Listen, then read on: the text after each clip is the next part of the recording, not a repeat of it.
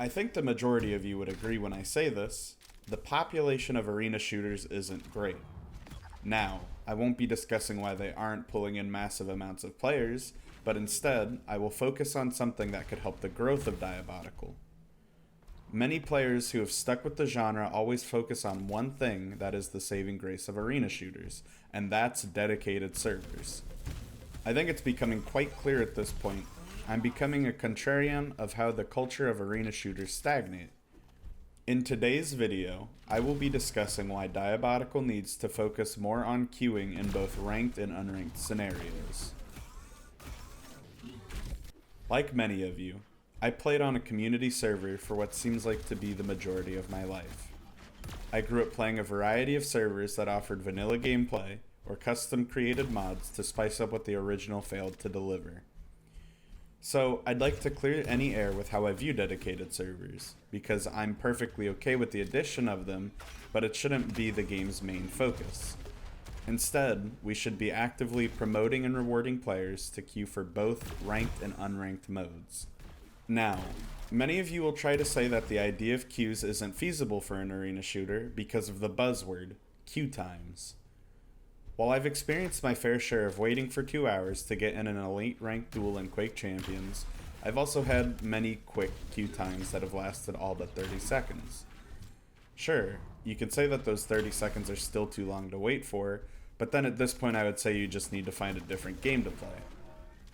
Diabotical had some impressive closed beta numbers. Many, including myself, don't expect to retain those numbers come open beta. However, there is still hope. In arena shooters, it's not uncommon for players to host pug lobbies or even scrim in-house. While I'm all for this, it's something that I fear will hurt the game in the long run. In Quake Champions, the primary reason for why people created so many alt accounts or purposely deranked was so they could play the game they love, instead of wasting their time by sitting in a queue. I was the latter of the two, and personally I wouldn't do it again. I think the idea is harmless itself, but purposely deranking or creating alt accounts to get matches affects the overall match quality of others. I recognized this and stopped playing ranked entirely because it created a somewhat toxic environment to play in. That's why they should funnel players into both ranked and unranked queues by adding rewards that you ultimately cannot get through custom games. Quake Champions kind of had this, but you could still queue against bots to gain XP at faster rates than playing with actual players. There was a point where I would speedrun killing 100 clutch bots and instagib on easy to try to lower my PB. This also hurts the game, but hey, that battle pass won't level itself. Now, ultimately, the endgame content in Diabotical is going to be its fashion scene. Getting to the #1 spot is just a side product to fuel my passion for creating an egg that resembles Danny DeVito.